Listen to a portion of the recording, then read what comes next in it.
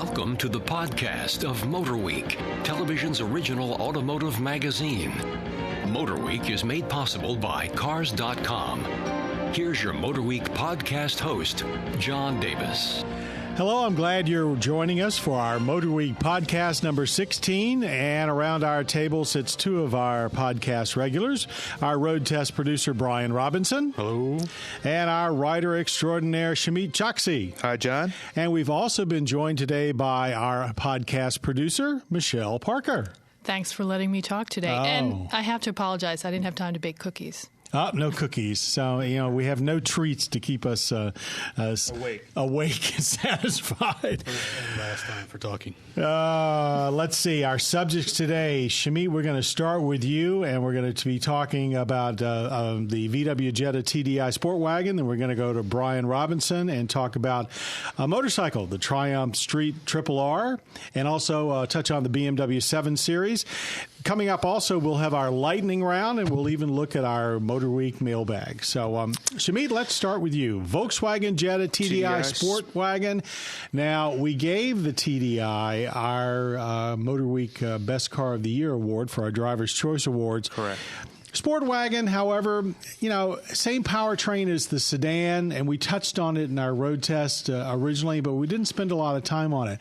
Why do you think people might want to consider the SportWagen over the TDI sedan? Well, I mean, it's bottom line, it's more family friendly, it's more practical than the sedan. It has all the benefits of the sedan in terms of, like you said, the powertrain, the clean diesel, but astoundingly, it offers 70 cubic feet of storage space. I think that's the biggest thing. That's where the seat's down, and that's actually more than a lot of compact utility vehicles. Absolutely. And this just for comparison, the sedan's trunk is 16 cubic feet. So there's a huge difference there. If you want to haul any kind of gear, luggage, whatever, this is the car. This is of the two, this is the variant you want. If you have kids, if you want to, groceries, anything, this is definitely the better choice. We have two kids now at home. If I was going to buy the TDI, it would absolutely be the SportWagen. But Driver's Choice Awards means what it says. They're vehicles that we also like to drive, and the Jetta sedan really is a German sports sedan. Right. How do you feel about driving this vehicle? I want to get some thoughts from Brian here too, because he spent some time behind the wheel, but I don't think that this car made any compromises going to the wagon. I think all it did was add practicality and a little bit of headroom. But in terms of driving, it felt the same to me. Power, torque, everything. It's still a fun car, and it's stylish looking from the outside. I have nothing bad to say about this wagon. That's probably why they call it a SportWagen, I guess. But Brian? Yeah, it was obviously a very solid car to begin with, so adding a little weight up top didn't really affect it too much. You push it really hard, like, at the track or something, it gets a little top heavy and rolls a little bit more, but, driving around the street, it's every bit as fun to drive as the sedan. What about diesels? Do you think they're ever going to make a comeback, and is this the kind of vehicle that you'd like to see with diesel powertrains? It's still hard to say, because I think it's embedded in our culture that diesel is. It's you go over to Europe and everybody's driving diesels. Everybody loves diesels. Here, there's this stigma. And even though we've gone to clean diesel, even though this is the next generation of clean diesels, I think it's going to still take a couple of years to shake out. I hope so, because I think this is a great alternate to the hybrids that we're seeing now. Really, the problem is the fuel cost for most people, and the fact that diesels cost a little more, but then hybrids cost more too. And here you're getting hybrid-like fuel economy. What do we get? We got just over 38. Yeah, so almost pushing 40 miles per gallon. And also you get the tax credit here that a lot of hybrids are not offering. Right. I think the Volkswagen buyers, might be a little unique. They're kind of Euro-minded anyway, and years back when they had diesels before, they sold plenty of diesels. So I think it'll be good for Jetta. Michelle, practical vehicles often end up basically being the kid-carrying vehicles, and I know you've got a crossover utility. Would you go back to a station wagon? That's, we haven't really had station wagons popular in this country for quite a while. I think I would. When I had my first daughter almost 7 years ago, I went out and I got a Volvo station wagon. And then I had another child 3 years later, and that just wasn't big enough. So the decision was minivan or crossover. And I almost went minivan, but my husband talked me into buying a crossover, and I've been very happy with it. The only problem is getting into that third row seat. You got to kind of climb through the middle. But I enjoy driving the station wagon a little more. It's more like a car. Right. It's not as bulky. Right. I still have a little trouble parallel parking that big crossover. And the crossovers, at least the one I have, sometimes it's hard to see behind you when you're pulling out of spaces. And I purposely try to pull through as many times as possible, because you really don't want to run over somebody in the parking lot. But also in terms of the Jetta was the first car I owned back. You had a Jetta. I had a Jetta. I think it was a 1988 Jetta. And my question to you is, are they more reliable now, almost? The answer is they are. They often don't do as well in the quality ratings as some of the other European and most of the domestic and Japanese brands, but Volkswagen has done a good job of bringing their quality up to, I think, very respectable standards, and they also offer a much better warranty than they used to. So the simple answer is yes. I don't think people really have to worry about that. I don't think there's any vehicles sold in this country that are of substandard quality. Just some might score a few points better than the others. Mm-hmm. Yep. Okay. Let's move on now to Brian's tour de force. You basically just completed your first motorcycle segment for MotorWeek. It was the Triumph Street Triple R. What'd you think about the bike? Oh, it was a sweet little bike, no doubt. As you mentioned, this was my first foray into the bike testing for a show. But you've been riding bikes for a long time. Yeah, my whole life. I started out, when I was 8 or 9 on dirt bikes, and pretty much been riding nonstop since. But Street Triple R, 675cc middleweight. I guess you can call it a naked bike. It's like a sport bike without the bodywork, basically.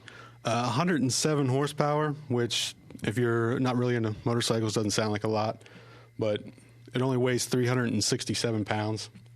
So power to weight ratio, you'd have to have like an 1100 horsepower M3 to kind of equivalent that. So, I mean, it's insanely fast. That puts it into perspective, doesn't it? What did you feel? Was it a comfortable bike to ride? Because it didn't look that comfortable. Yeah, it wasn't that bad. It's definitely a sporty position, but it does have an actual handlebar, so you're not crouched over so much. But, I mean, you could do a 200-mile day on it pretty easily. The fuel tank's pretty big, isn't it? It was 4.6 gallons. Yeah, it's a big fat. Yeah, it's more the shape of it's more about styling to be able to kind of tuck your legs in underneath of it. But it's I think it's about probably a 200-mile range altogether. So. Why would you buy a Triumph bike over the more traditional Japanese and of course American brands? I mean, what's the attraction there? Exclusivity or what? Well, their unique thing is their 3-cylinder. A lot of their performance bikes have the 3-cylinder motor, which V-twins are known for kind of low end torque. A lot of the Japanese sport bikes with their inline 4s or more high-end revers, this fits right in the middle. It's pretty torquey off the line, but you can ring it out to, I think, 13,000 RPM and gets some power in the top end, too. So they have kind of, their British niche kind of as well going for them. Any quality issues there? I mean, it used to be British cars, were not considered the best. No, none whatsoever.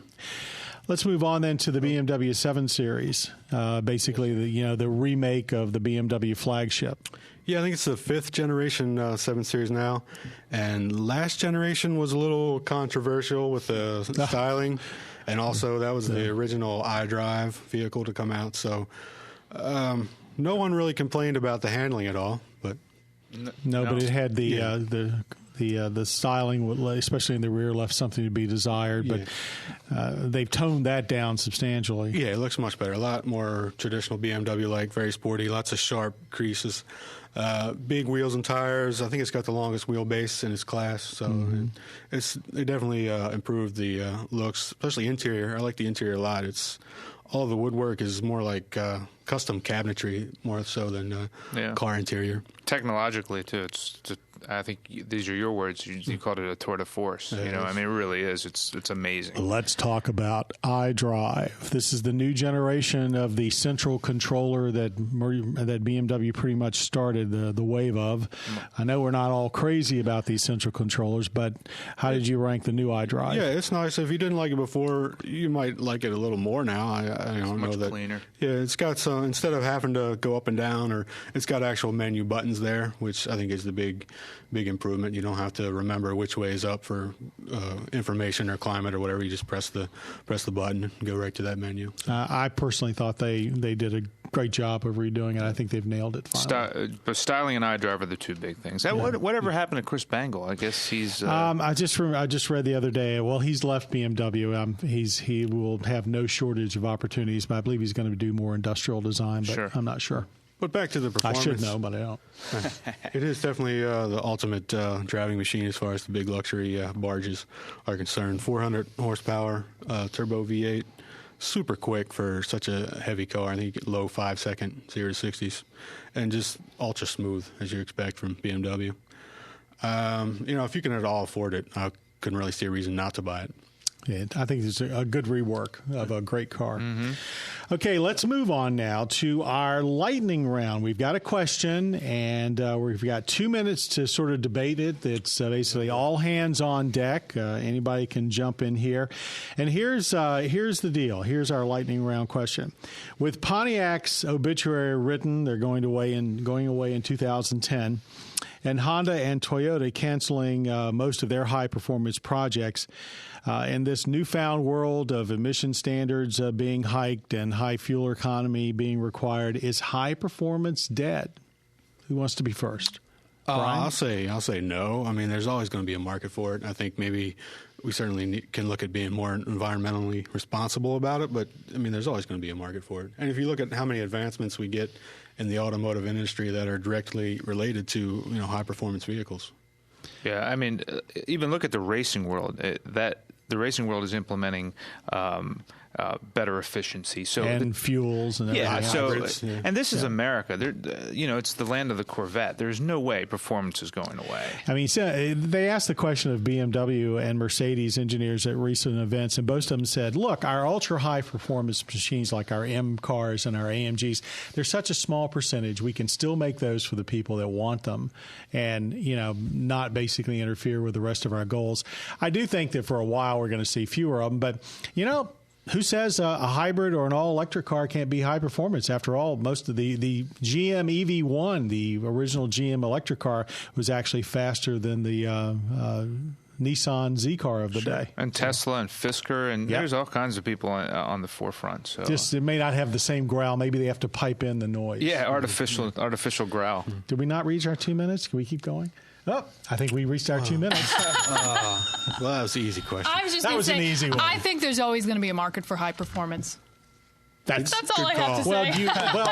But that's important because, and I don't mean to sound sexist here, but women drivers have made up a huge section of the high performance market, and for many years they are the ones that drove Mustang and Camaro sales, and so it's a very important part of the market. I'm seeing a lot of women driving the Sky too. I think they're Sky Sport. They're a beautiful sports car. All right, with that said, we're now going to move on to our MotorWeek mailbag. Now, if you've got a question that you'd like to have us answered on one of the podcasts, why don't you visit our website at www.motorweek.org.